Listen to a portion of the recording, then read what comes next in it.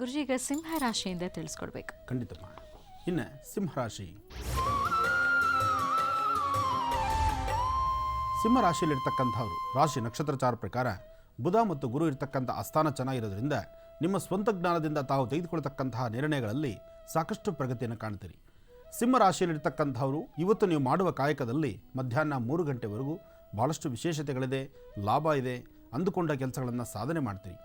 ಹಾಗೆ ದೇವಿಯ ದರ್ಶನ ಅಥವಾ ವಿಶೇಷವಾಗಿರ್ತಕ್ಕಂತಹ ಭಗವಂತನ ಸಾನ್ನಿಧ್ಯದಲ್ಲೋ ಅಥವಾ ಪುಣ್ಯಕ್ಷೇತ್ರಗಳ ಬಗ್ಗೆ ಚಿಂತನೆ ಮಾಡುವಂಥದ್ದು, ಧರ್ಮದೆಡೆ ನಡೀತಕ್ಕಂತಹ ವಿಶೇಷತೆ ಇವತ್ತು ಸಿಂಹರಾಶಿಯವ್ರದ್ದು. ಸಿಂಹರಾಶಿಯವರು ಸಂಧ್ಯಾ ಕಾಲದಲ್ಲಿ ಅಂದರೆ 4ರಿಂದ 6 ತನಕ 4ರಿಂದ 6 ಈ ಮಧ್ಯದಲ್ಲಿ ನಿಮ್ಮ ಪ್ರಯಾಣವನ್ನು ಸ್ವಲ್ಪ ಯೋಚನೆ ಮಾಡಿ ನಡೀಬೇಕು. ಅತಿಯಾದಂತಹ ವೇಗ ಬೇಡ ಮತ್ತು ನೀವು ಅಂದುಕೊಂಡದ್ದನ್ನು ಸಾಧನೆ ಮಾಡಬೇಕಾದರೂ ಸಹಿತ ಒಂದಿಷ್ಟು ಆಲೋಚನೆ ಮಾಡಿ ಆ ಕೆಲಸದಲ್ಲಿ ಸಾಧನೆ ಮಾಡಿ. ಯಾಕೆಂದರೆ 4ರಿಂದ 6ರಲ್ಲಿ 4ರಿಂದ ಸಂಜೆ ಸರಿಸುಮಾರು 4ರಿಂದ 6 ಗಂಟೆ ಈ ಮಧ್ಯದಲ್ಲಾಗುವಂಥ ಸಣ್ಣ ಪುಟ್ಟ ವ್ಯತ್ಯಾಸಗಳು ನಿಮ್ಮ ಮನಸ್ಸಿಗೆ ನೋವು ಕೊಡಬಹುದು. ಹಾಗೆ ವಯಸ್ಸಾಗಿರ್ತಕ್ಕಂಥ ವೃದ್ಧರು ಇವತ್ತಿನ ದಿವಸ ತಾವು ಆಡಬೇಕಾದಂತಹ ಮಾತನ್ನು ಒಮ್ಮೆ ಆಲೋಚನೆ ಮಾಡಿ ಮಾತಾಡ್ತಕ್ಕಂಥದ್ದು ಭಾಳ ಉತ್ತಮ. ಯಾಕೆಂದರೆ ಸಿಂಹರಾಶಿಯವರಿಗೆ ನಿಮ್ಮದೇ ಆದಂಥ ಒಂದು ಗರ್ಜನೆ ಇದೆ, ನಿಮ್ಮದೇ ಆದಂತಹ ಒಂದು ವಿಶೇಷತೆ ಇದೆ. ನಿಮ್ಮ ವಿಶೇಷತೆ, ನಿಮ್ಮ ಗರ್ಜನೆ, ನೀವು ಆಡುವ ಮಾತು ನಿಮಗೆ ಸಮಂಜಸ ಇರಬಹುದೇ ವಿನಃ ನಿಮ್ಮ ಎದುರಿರ್ತಕ್ಕಂಥವ್ರಿಗಲ್ಲ. ಅದರಿಂದ ಸ್ವಲ್ಪ ಎಚ್ಚರಿಕೆಯ ನಡೀತಕ್ಕಂಥದ್ದು ಭಾಳಷ್ಟು ಸೂಕ್ತ. ಇನ್ನು ಕನ್ಯಾರಾಶಿ. ಕನ್ಯಾ ರಾಶಿಯಲ್ಲಿರ್ತಕ್ಕಂಥವ್ರು ರಾಶಿ ನಕ್ಷತ್ರಚಾರ ಪ್ರಕಾರ ಕನ್ಯಾ ರಾಶಿಯಲ್ಲಿರ್ತಕ್ಕಂಥವ್ರಿಗೆ ಆರ್ಥಿಕ ಪರಿಸ್ಥಿತಿ ಪರವಾಗಿಲ್ಲ, ಮನಸ್ಸಿಗೆ ಶಾಂತಿ ಇದೆ, ನೆಮ್ಮದಿಯುತವಾದಂಥ ವಾತಾವರಣ. ಅದರಲ್ಲೂ ಹೆಣ್ಣು ಮಕ್ಕಳಿಗಂತೂ ಒಂದಿಷ್ಟು ನೆಮ್ಮದಿ ಇದೆ. ನೀವು ಮಾಡುವ ಕಾಯಕ ನಿಮಗೆ ತೃಪ್ತಿಯಾಗಿದ್ದು ನೀವು ಸಮಂಜಸವಾಗಿ ಸರಿಯಾದಂಥ ದಾರಿಯಲ್ಲಿ ನಡೀತಿದ್ದೀನಿ ಅಂತಕ್ಕಂಥ ಆತ್ಮತೃಪ್ತಿ ಕನ್ಯಾ ರಾಶಿಯವರಿಗಿದೆ.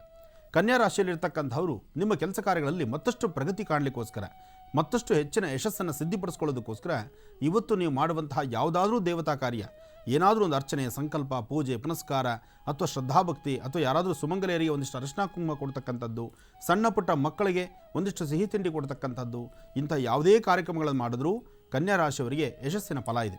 ಹಾಗೆ ಕನ್ಯಾ ರಾಶಿಯಲ್ಲಿರ್ತಕ್ಕಂಥವರು ಇವತ್ತು ನೀವು ತೆಗೆದುಕೊಳ್ಳತಕ್ಕಂಥ ಯಾವುದೇ ಒಂದು ನಿರ್ಣಯ ಆದರೂ ಅಥವಾ ಯಾವುದೇ ಒಂದು ಕೆಲಸ ಕಾರ್ಯದ ಬಗ್ಗೆ ಹೊಸ ಚಿಂತನೆ ಮಾಡ್ತಕ್ಕಂಥದ್ದು ಅಥವಾ ಆರ್ಥಿಕ ಪರಿಸ್ಥಿತಿಗಾಗಿ ಹೊಸ ಯೋಜನೆಗಳ ಬಗ್ಗೆ ಚಿಂತನೆ ಮಾಡುವಂಥದ್ದು, ಇದೆಲ್ಲವೂ ಸಹಿತ ಸಾಕಷ್ಟು ಲಾಭದಾಯಕವಾಗಿರ್ತಕ್ಕಂಥದ್ದೇ.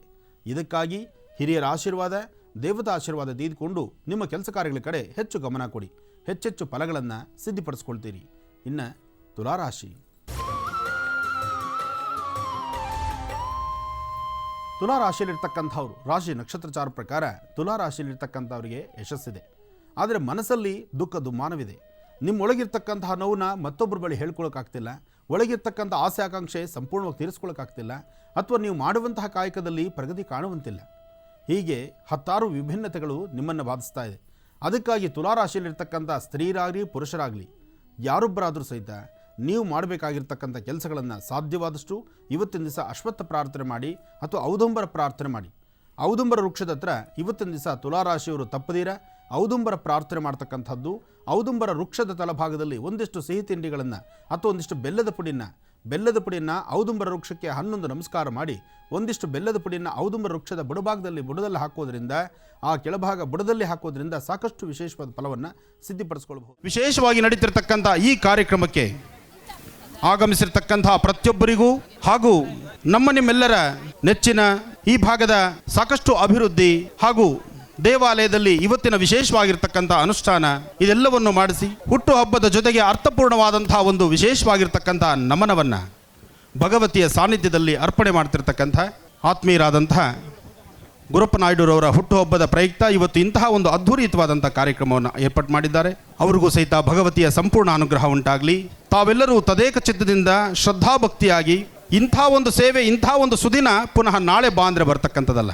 ಇವತ್ತಿನ ವಿಶೇಷವಾಗಿರ್ತಕ್ಕಂಥ ಈ ಶುಭ ಮುಹೂರ್ತದಲ್ಲಿ ಕುಂಕುಮಾರ್ಚನೆಗೆ ಸಿದ್ಧತೆಯಾಗಿರ್ತಕ್ಕಂಥ ಈಗಾಗಲೇ ಸಾಕಷ್ಟು ವ್ಯವಸ್ಥೆಗಳು ಮಾಡಿಕೊಂಡಿದ್ದೀರಿ.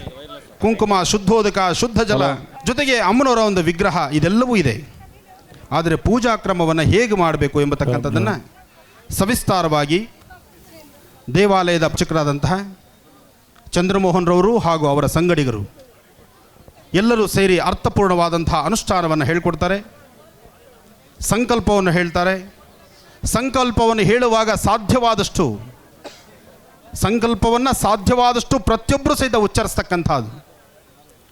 ಆಕೆ ಕೊಟ್ಟಂಥ ಈಶ್ವರ, ಆಕೆ ಕೊಟ್ಟಂಥ ಈ ದೇಹ ಈ ಸಂಪೂರ್ಣ ಆ ತಾಯಿಯ ಸೇವೆಗಾಗಿಯೇ ಮೀಸಲು. ಅದಕ್ಕಾಗಿ ಪ್ರತಿಯೊಬ್ಬರು ಸಂಕಲ್ಪವನ್ನು ಮಾಡೋಣ. ಆದರೆ ಅದಕ್ಕೂ ಮುನ್ನ ಗಣಪತಿ ಪ್ರಾರ್ಥನೆ ಆಗಬೇಕು. ಪ್ರಾರ್ಥನೆ ವಿಶೇಷವಾಗಿರ್ತಕ್ಕಂಥ ಅನುಷ್ಠಾನವನ್ನು ಶ್ರದ್ಧಾಭಕ್ತಿಯಾಗಿ ಮಾಡೋಣ. ಸಮಾಧಾನ ಚಿತ್ತರಾಗಿರಿ. ತಾವೆಲ್ಲ ಯಥಾಸ್ಥಿತಿಯಾಗಿ ನಿಮ್ಮಷ್ಟಕ್ಕೆ ನಿಮ್ಮ ಪೂಜೆ ನಡೆಸ್ತಾ ಇದ್ದರೆ ನಿಮ್ಮಗಳ ಮಧ್ಯದಲ್ಲಿ ನಾನೇ ಒಂದು ರೌಂಡ್ ಬಂದು ಹೋಗ್ತೀನಿ. ಕೈ ಯಾರೂ ಚಾಚಬಾರ್ದು, ಯಾರೂ ನನ್ನ ಮುಟ್ಟಬಾರ್ದು. ನಿಮ್ಮಷ್ಟಕ್ಕೆ ನೀವು ಪೂಜೆ ಮಾಡಿ. ನೀವು ಪೂಜೆ ಮಾಡುವಂತಹ ಸುಂದರ ಕ್ಷಣವನ್ನು ಕಣ್ತುಂಬಿಸ್ಕೊಳ್ಳೋಕ್ಕಾಗಿ ನಾನು ನೀವಿರೋ ಜಾಗಕ್ಕೆ ನಾನೇ ಬರ್ತೇನೆ. ಒಳ್ಳೆಯದಾಗಲಿ, ಶುಭವಾಗಲಿ. ಪೂಜೆ ಶುರು ಮಾಡೋಣ. ಪ್ರಥಮದಲ್ಲಿ ಗಣಪತಿಯ ಪ್ರಾರ್ಥನೆಯೊಂದಿಗೆ ಶುರುವಾಗಬೇಕು.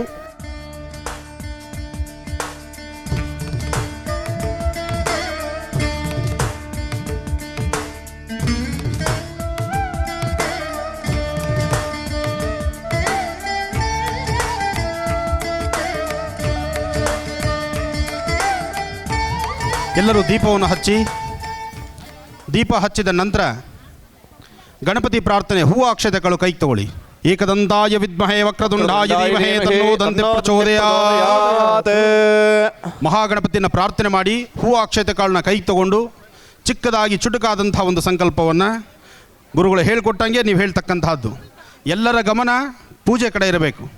ನೀವು ಶ್ರದ್ಧಾಭಕ್ತಿಯಾಗಿ ಮಾಡುವಂತಹ ಪೂಜೆ ಈ ವರ್ಷದ ವಿಶೇಷವಾಗಿರ್ತಕ್ಕಂಥ ಅನುಷ್ಠಾನ. ಜನ್ಮದಾರಭ್ಯ ಇರ್ತಕ್ಕಂತಹ ಕರ್ಮಫಲವನ್ನು ದೂರ ಮಾಡ್ಕೋಬೇಕಾದರೆ ಶಾಸ್ತ್ರಬದ್ಧವಾದಂಥ ಅನುಷ್ಠಾನಕ್ಕೆ ನಾವು ಮುಂದಾಗಬೇಕು. ಅದಕ್ಕಾಗಿ ನಾವು ಮಾಡುವಂತಹ ಅನುಷ್ಠಾನದಲ್ಲಿ ಪ್ರಥಮದಲ್ಲಿ ಗಣಪತಿ ಆರಾಧನೆ ಆಗಬೇಕು. ಹೂವು ಅಕ್ಷತೆ ಕಾಳನ್ನ ನಿಮ್ಮ ಎಡಗೈನಲ್ಲಿ ಹೂವು ಅಕ್ಷತೆ ಕಾಳು ಹಾಕ್ಕೊಳ್ಳಿ. ಅದನ್ನು ನಿಮ್ಮ ಬಲಭಾಗದ ತೊಡೆ ಮೇಲೆ ಇಟ್ಕೊಳ್ಳಿ. ಸರ್ವಮಂಗಳ ಮಾಂಗಲ್ಯೆ ಶಿವೆ ಸರ್ವಾರ್ಥ ಶುಭಾಭ್ಯಾಂ ಶೋಭನೆ ಮುಹೂರ್ತೆ ಅದ್ಯ ಬ್ರಹ್ಮಣಃ ದ್ವಿತೀಯ ಪರಾರ್ಧೆ ಶ್ವೇತ ವರಾಹ ಕಲ್ಪೆ ವೈವಸ್ವತ ಮನ್ವಂತರೆ ಕಲಿಯುಗೆ ಪ್ರಥಮೇ ಪಾದೆ ಜಂಬೂದ್ವೀಪೆ ಭಾರತವರ್ಷೆ ಭರತಖಂಡೇ ದಂಡಕಾರಣ್ಯೇ ಕೃಷ್ಣ ಕಾವೇರ್ಯೋಃ ಹೂ ಅಕ್ಷತೆ ಕಾಳನ್ನ ನಿಮ್ಮ ಮುಂಭಾಗದಲ್ಲಿರ್ತಕ್ಕಂಥ ತಾಯಿ ಮಹಾಲಕ್ಷ್ಮಿ ಮೇಲೆ ಹಾಕಿ. ಅಮ್ಮನವರ ಸಾನ್ನಿಧ್ಯದಲ್ಲಿ ಅರಿಶಿನ ಕುಂಕುಮ, ನೀವು ಹಾಕುವಂಥ ಅರಿಶಿನ ಕುಂಕುಮ ಹೂವು ಅಕ್ಷತೆ ಗರ್ಭಗುಡಿಯಲ್ಲಿರ್ತಕ್ಕಂಥ ತಾಯಿ ಬನಶಂಕರಮ್ಮನ ಸಾನ್ನಿಧ್ಯದಲ್ಲಿ ಆ ತಾಯಿ ಪಾದದ ಮೇಲೆ ನೀವು ಅರ್ಚನೆ ಮಾಡ್ತಿದ್ದೀರಿ. ನಿಮ್ಮ ಮನಸ್ಸಲ್ಲಿ ಈ ಸಂಕಲ್ಪ ಇರಬೇಕು. ನೀವೇ ಸ್ವತಃ ಗರ್ಭಗುಡಿಯಲ್ಲಿರ್ತಕ್ಕಂಥ ತಾಯಿ ಶಂಕರಿ ಬನಶಂಕರಿ ಅಮ್ಮನವರ ಸಾನ್ನಿಧ್ಯದಲ್ಲಿ ಆ ತಾಯಿಯ ಪಾದದ ಮೇಲೆ ಹೂವು ಅಕ್ಷತೆ ಕಾಳನ್ನ ಇಟ್ಟಿದ್ದೀರಿ, ನಮಸ್ಕಾರ ಮಾಡಿಕೊಂಡಿದ್ದೀರಿ. ಹಾಗೆ ಈ ಸಂಕಲ್ಪದಲ್ಲೇ ಬಂದಂತಹದ್ದು ನಿಮ್ಮ ಗೋತ್ರ, ಹೆಸರು, ನಕ್ಷತ್ರವನ್ನು ಹೇಳಿಕೊಂಡು ತಾವು ಇವತ್ತು ಏನಕ್ಕಾಗಿ ಈ ಕಾರ್ಯಕ್ರಮವನ್ನು ಮಾಡ್ತಿದ್ದೀರಿ ಅದು ಬಹಳ ಮುಖ್ಯ. ಇವತ್ತಿನ ಈ ಕಾರ್ಯಕ್ರಮ ಪ್ರತಿಯೊಬ್ಬ ಹೆಣ್ಣುಮಕ್ಕಳು ನಿಮ್ಮ ಸೌಮಂಗಲ್ಯತನವನ್ನು, ನಿಮ್ಮ ಪರಿವಾರದಲ್ಲಿರ್ತಕ್ಕಂತಹ ಪ್ರತಿಯೊಬ್ಬರ ಒಂದು ಯಶಸ್ಸನ್ನು, ಯಾಕೆಂದರೆ ನಮ್ಮ ಭಾರತೀಯ ಸ್ತ್ರೀಯರು ಹೆಣ್ಣು ಮಕ್ಕಳು ಭಾರತ ದೇಶದಲ್ಲಿ ಬಹಳಷ್ಟು ವಿಶೇಷತೆ ಇದೆ. ಹೆಣ್ಣಿಗೆ ಪೂಜನೀಯವಾದಂಥ ಸ್ಥಳವಿದೆ. ನಿಮಗೆ ಸಾಧ್ಯವಾದಷ್ಟು ಗರ್ಭಗುಡಿಯಲ್ಲಿರ್ತಕ್ಕಂಥ ತಾಯಿನ ನೋಡಿ ಹೇಗೆ ನಾವು ನಮಸ್ಕರಿಸ್ತಿದ್ದೀವೋ ಅದೇ ಪ್ರಕಾರದಲ್ಲಿರ್ತಕ್ಕಂಥ ನಮ್ಮ ಭಾರತೀಯ ಸ್ತ್ರೀಯರಿಗೆ ಅದೇ ತರಹ ಗೌರವ ಇದೆ. ಹಾಗಾಗಿ ಗರ್ಭಗುಡಿಯಲ್ಲಿರ್ತಕ್ಕಂಥ ತಾಯಿ ಮಾತಾಡದಿರ ಮೌನವಾಗಿದ್ದರು. ಮಾತಾಡುವಂತಹ ತಾಯಂದರು ತಾವಿಷ್ಟು ಜನ ಇದ್ದೀರಿ. ನಮ್ಮ ಕರ್ಮಫಲವನ್ನು ಕಳ್ಕೊಳ್ಬೇಕಾದ್ರೆ ಶ್ರದ್ಧಾಭಕ್ತಿ ಬಹಳ ಮುಖ್ಯವಾಗಿರ್ತಕ್ಕಂಥದ್ದು.